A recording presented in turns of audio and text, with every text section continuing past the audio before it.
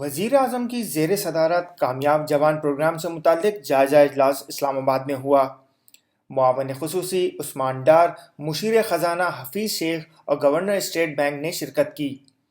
مشیر تجارت عبدالرزاق داؤد، ملک بھر کے بینکوں کے صدر اور سربراہان بھی شریک ہوئے ہیں۔ عثمان ڈار نے کامیاب جوان پروگرام کے تحت قرضوں کی فراہمی پر بریفنگ دی۔ حکومت نے نوجوانوں کو کاروبار کی فراہمی کے لیے 100 ارب مختص کیے ہیں۔ عثمان ڈار نے کہا، اب تک 4,70,000 درخواستیں موصول ہو چکی ہیں۔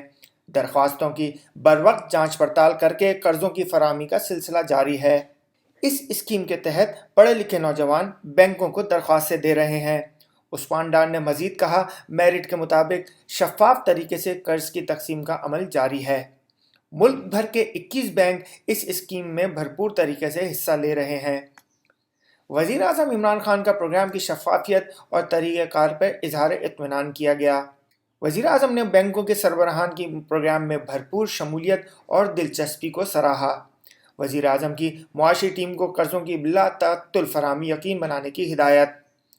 ڈپٹی گورنر اسٹیٹ بینک کی زیر صدارت اعلیٰ سطح اسٹیئرنگ کمیٹی قائم کرنے کا فیصلہ کیا گیا۔ اس موقع پر وزیر اعظم نے کہا، نوجوانوں کو کاروبار کے مواقع فراہم کرنے کے حوالے سے بینکوں کا تعاون قابل تحسین ہے۔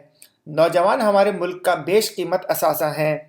اس اثاثے کی صلاحیتوں کو استعمال میں لانے کے لیے بینکوں کا تعاون نہایت اہم ہے۔ قرض کی فراہمی کے لیے بینکوں کو سبسڈی کی بروقت فراہمی کو یقینی بنایا جائے۔